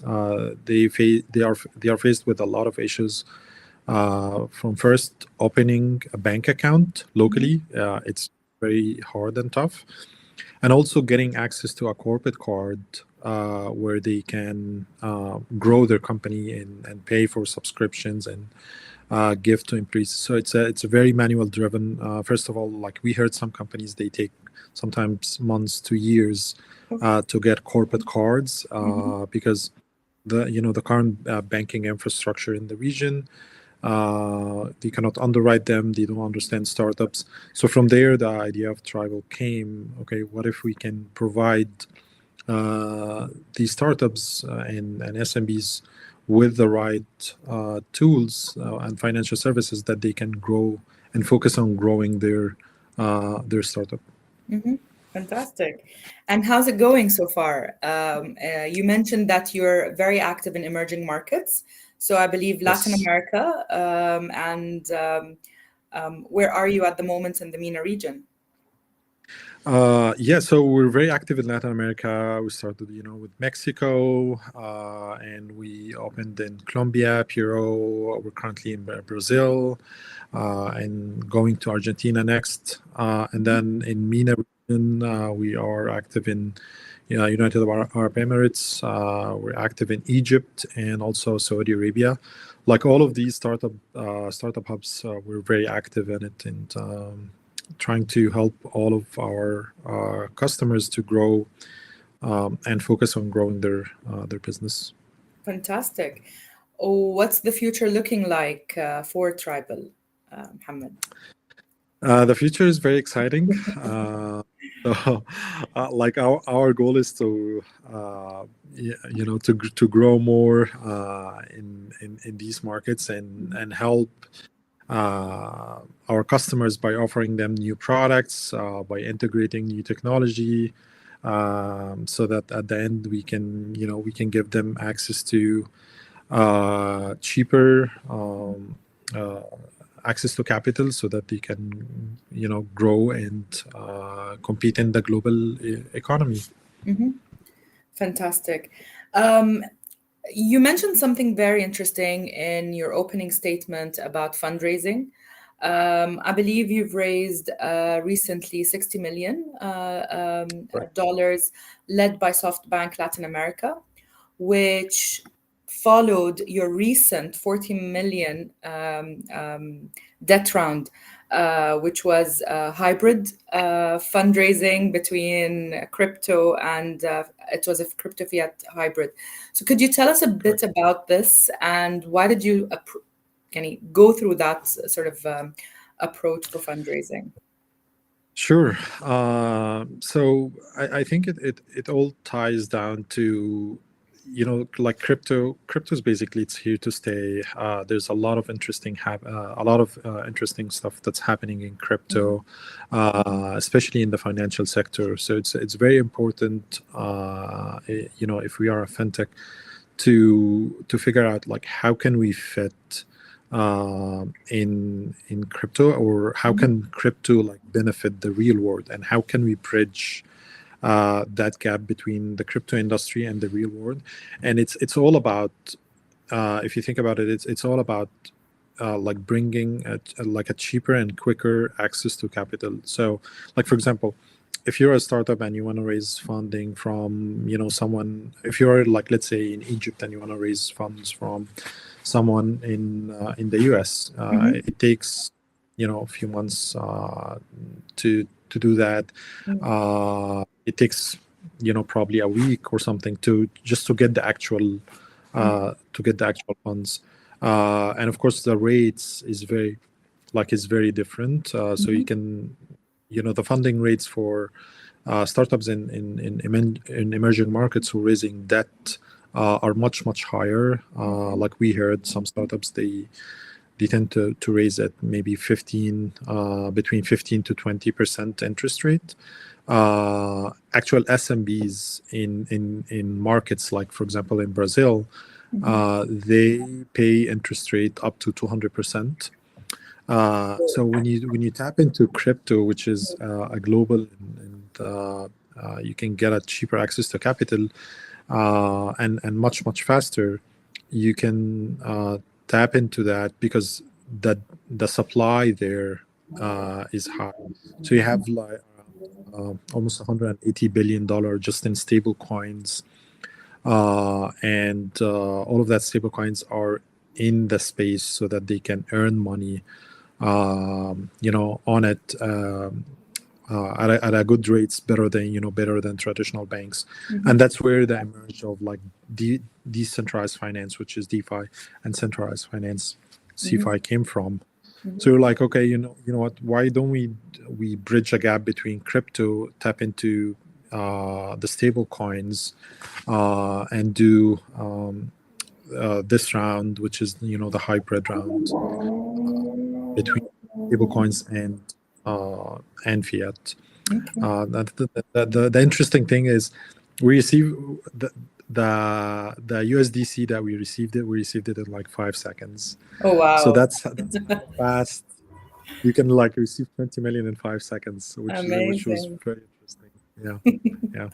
This is really great. And so going into the world beyond crypto and NFTs, what is Web3 really holding for us? What are the opportunities out there and use cases that investors, startups, and corporates watching us right now, what should they watch out for? What are the emerging trends and best use cases in your opinion, Mohammed?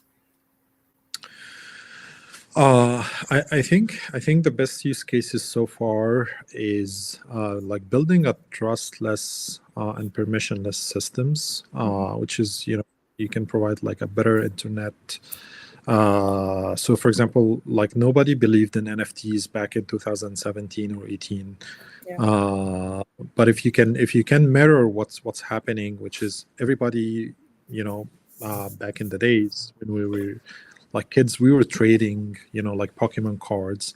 And if you think about NFTs, it's like, it's very similar. Like right now, people trade arts. So it just, you're digitizing whatever we're doing right now, and you're just making it more secured, no central authority that can control it. Because if you do that, then you defy all of the everything that's about Web3 or decentralization. The other thing is, decentralization, which is there's no like central controlling node that can like has a color switch that can switch the web at any time. So there's no single point of failure, no centralized authority. And when you think about it more, it's more that in the next few years, decades probably, we will go back to transacting peer-to-peer. And that's why it's growing, because you remove the middleman. So there's a lot of use cases, which is like fighting fraud. It could be one of them. There's a lot of use cases in the financial sector. There's a lot of use cases in cloud, in the cloud industry.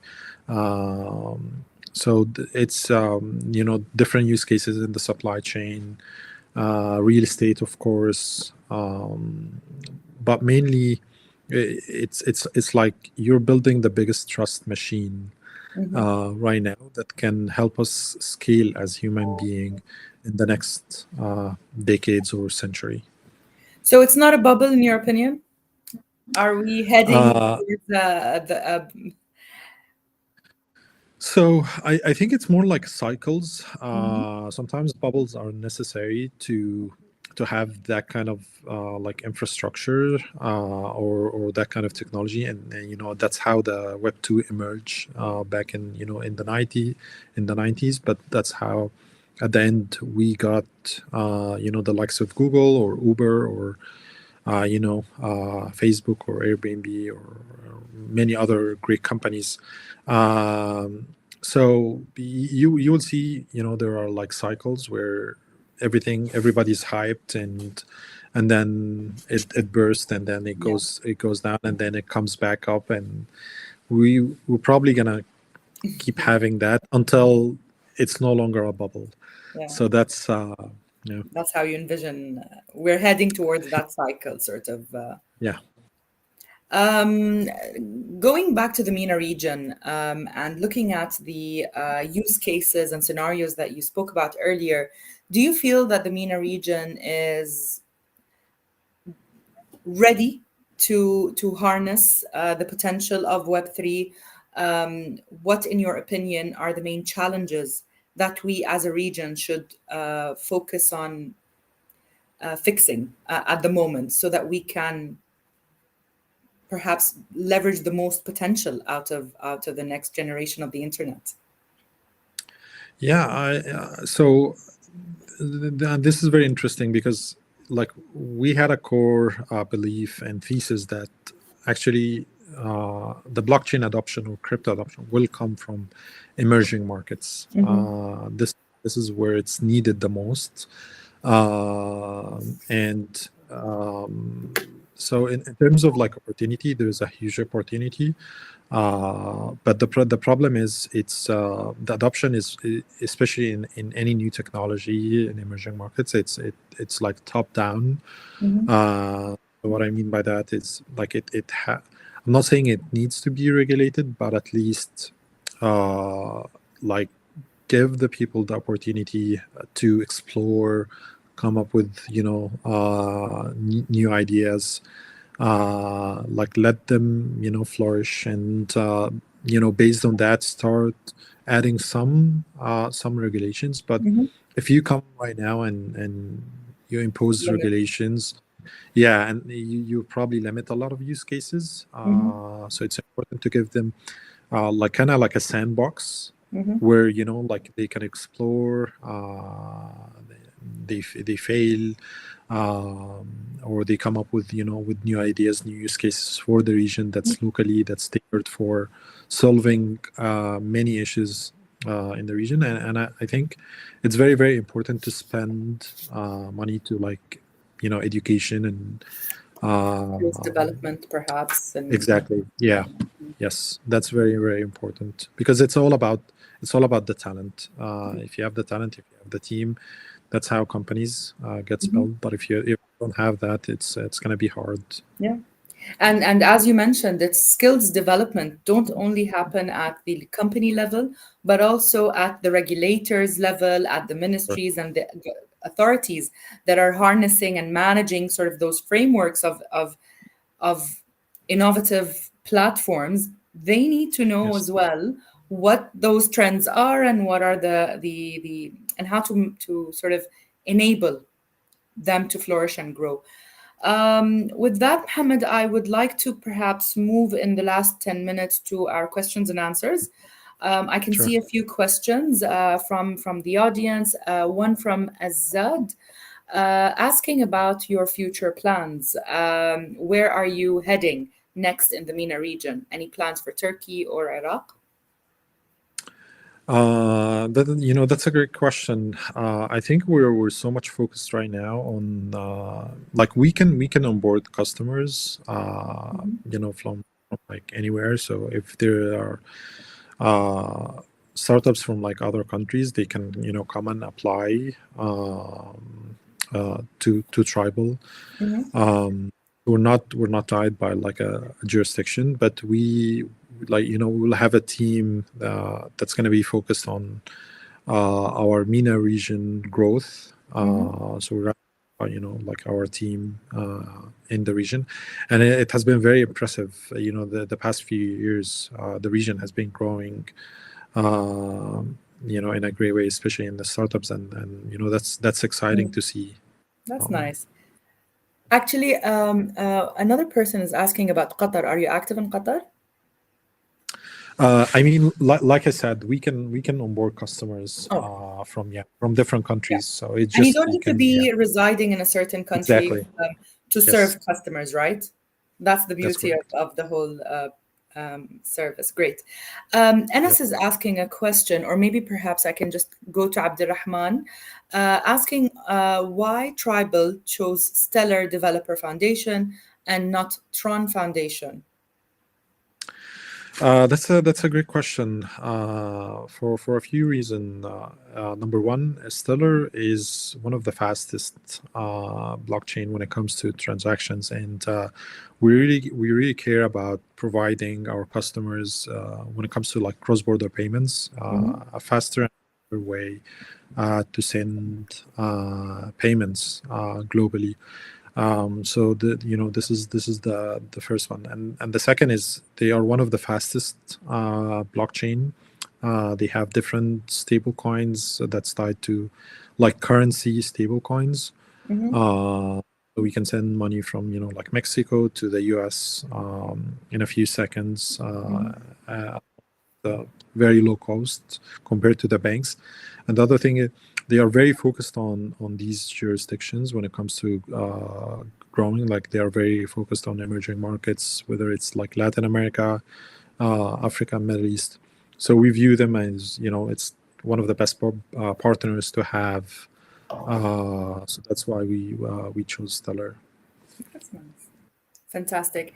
Another question from Enes asking if there's a pushback from banks regarding Web3 crypto, or do you think that banks will have a negative impact by entering the scene to maintain their monopoly in Web3? I mean, it's very hard to maintain monopoly at the moment. There are so many use cases. Probably what's going to happen next is like the central bank digital currencies. And this is where like the true innovation will happen, especially with the legacy banks and fintechs and even crypto. So like it's like banks still very far ahead from like startups as a segment. Like you can imagine crypto. Yeah. So yeah. Fantastic. There is a question from Tariq asking, how would new startups benefit from tribal services? That's a great question. So we basically, like, let's say you're a startup, you raise funds and you want to track your expenses. You want to have like a spend management platform for the CFO to see who's spending what. You wanna have the ability to issue your employees virtual cards or physical cards so that they can spend using these cards instead of their personal cards. So having that kind of like platform where you can see everything, it's very important for these startups. The other thing, like access to cheaper cost of capital or like financing. So we do a lot of like short-term financing for these startups. We also help startups with making international wires or like paying invoices. For them, it's very hard to do that in a seamless way with the current financial institutions. So like all of these like tools that will help the founders to focus on growth instead of like focusing on their financial needs or managing their finance. So that that's our goal, and that's how we can help all of these companies. Fantastic. Thank you so much, Mohammed, for taking us through the journey to discussing Web3, its implications, applications, and use cases, and your great advice for the startups. Any last remarks that you'd like to leave us with today? I think it's just I think it's very important if you're entering the space that like understanding why you're entering it. This is a very long-term play. You need to be resilient. Many people have tried to enter the space, in 2017 because of the hype, and when the bear market came, 2018, 19, they left, and that was right now that was a big mistake. Like so understanding that you're entering that space for the right reasons, and this is a long-term play. There will be like a lot of things. So like any skill set that you develop now, you will use it in the future. So it's a very exciting space. There's a lot of exciting things that's happening. Right now, it's hard to find talent in crypto. So just develop your skill sets, and yeah, it's going to be exciting. And thank you so much, Pakiza, for having me. It has been a wonderful talking and discussing the future of crypto and Web3. Thank you so much, Mohammed, for being with us here today. Anas, over to you. Thank you so much. It was a wonderful session. Thank you both for having a wonderful kind of, I would say, closing to our event. I just want to couple minutes to thank everyone, all our speakers and moderators. I do want to mention that there's going to also be a Web3 APAC summit on the 24th and an Africa summit tomorrow. So we at the global level of Startup Grind, we're hosting this in every region. So if you are a startup or an investor interested in kind of those regions, please do go to our homepage at Startup Grind to check out those two summits. I just want to let you know that Web3 is relevant in so many places. I've been here in northern Iraq for a couple of weeks in some of the places that are still struggling to kind of maintain a stable internet connection. And I've been hearing about Web3 and crypto. And actually, some of the people I've spoken to at the incubator level and accelerators on the borders with Iran and Iraq are here with us today, and they're texting me on WhatsApp. I don't know why. You can just post the questions here. Thanks everyone. There's also going to be a global conference in April that's going to be in person in Silicon Valley, so you can check out that one as well. And with that being said, thank you everyone. I hope you had a wonderful evening, and until next time.